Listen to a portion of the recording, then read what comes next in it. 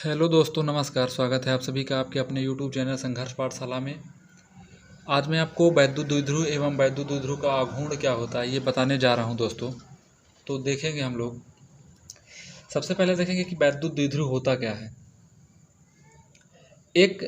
वैद्युत द्विध्रुव एक ऐसा निकाय होता है जिसमें दो बराबर परंतु विपरीत प्रकार के बिंदु आवेश एक दूसरे से अल्प दूरी पर स्थित होते हैं।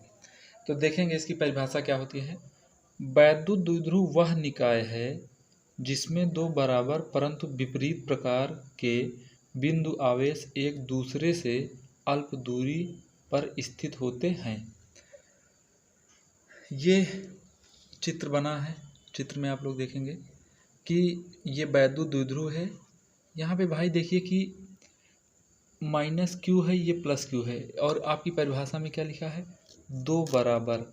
देखो q और q ये भी है, q ये भी है, मतलब परिमाण बराबर है, q ही है, लेकिन चिन्ह में थोड़ा सा अंतर है, इसीलिए यहाँ पे लिखा है परंतु विपरीत प्रकार के बिंदु आवेश।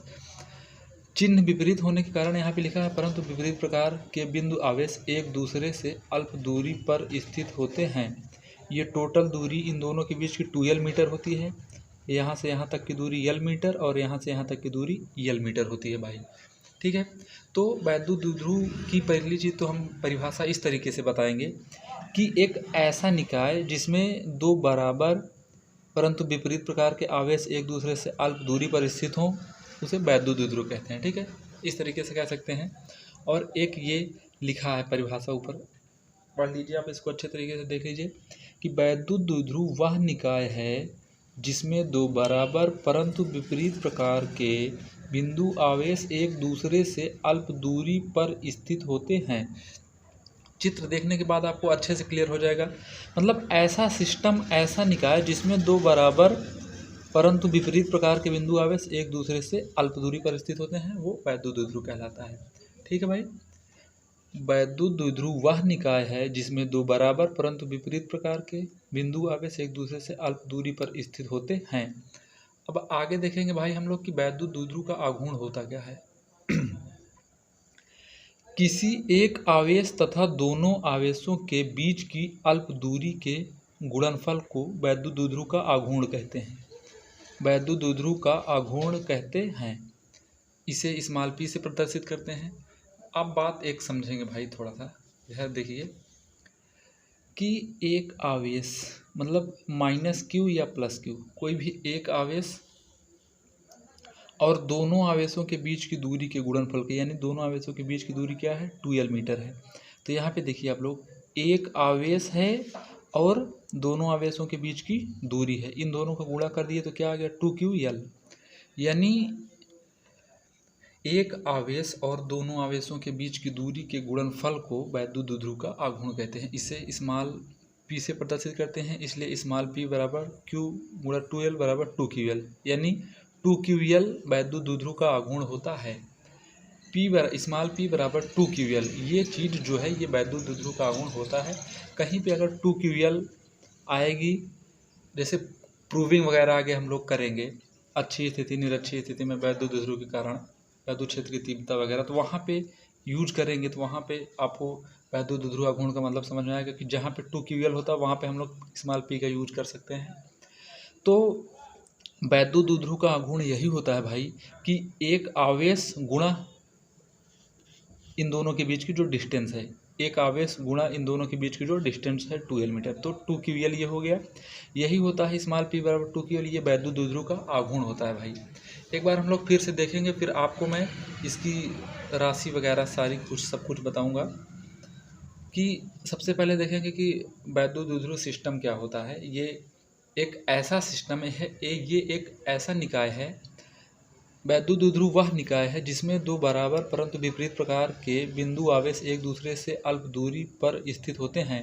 ये यहाँ पे फिगर में देखने को आपको समझ में आ जाएगा। यहाँ पे देखने के बाद कि दो आवेश हैं, चिन्ह में विपरीत हैं, यानी विपरीत प्रकार के हैं, एक दूसरे से अल्प दूरी पर हैं, तो इसी को वैद्युत द्विध्रुव कहा जाता है। अब वैद्युत द्विध्रुव आघूर्ण क्या होता है भाई। माना किसी एक आवेश तथा दोनों आवेशों के बीच की अल्प दूरी के गुणनफल को आगे देखेंगे थोड़ा सा हम लोग। माना कि वैद्युत द्विध्रुव के आवेश -q व +q कूलाम है तथा उनके बीच अल्प दूरी 2l मीटर है, तब वैद्युत द्विध्रुव का आघूर्ण। यहाँ पे आप एक बात ये समझेंगे कि किन्हीं एक आवेश और दोनों आवेशों के बीच की दूरी के गुणनफल को वैद्युत द्विध्रुव का आघूर्ण कहते हैं, यानी p बराबर 2ql। ठीक है भाई, ये फिगर आप देखेंगे तो आपको वैद्युत द्विध्रुव क्या होता है ये समझ में आ जाएगा।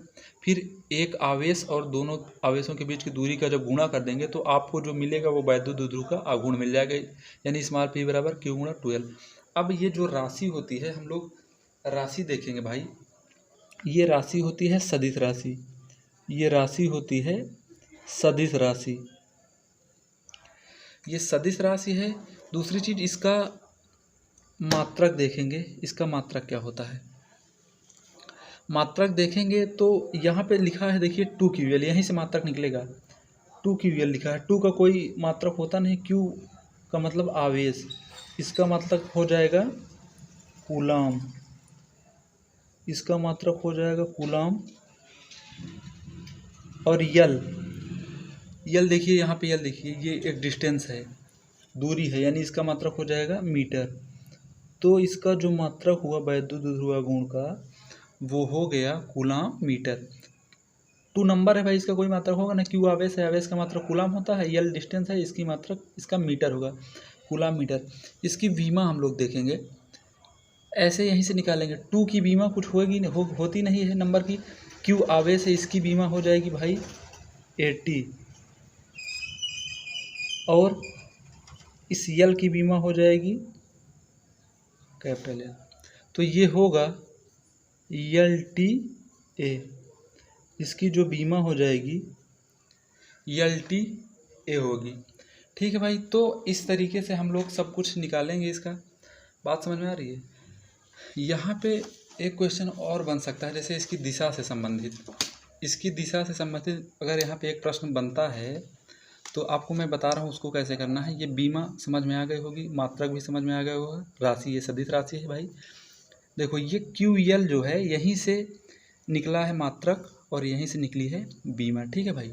हाँ, एक बात आपको और मैं बताना चाहूँ कि अगर इसके दिशा से संबंधित कोई क्वेश्चन पूछा जाता है तो आप बताएंगे कि ऋण आवेश से धन आवेश की ओर इसकी दिशा होती है। ठीक है, वैद्युत द्विध्रुव की अक्ष के अनुदिश ऋण आवेश से धन आवेश की ओर दिशा होती है। तो यहाँ पे अगर एक पॉइंट लिखना चाहते हैं तो दिशा से संबंधित लिख सकते हैं कि इसकी जो दिशा होगी वैद्युत द्विध्रुव आघूर्ण की, इसकी दिशा होगी भाई ऋण आवेश से धन आवेश की ओर, ऋण आवेश से,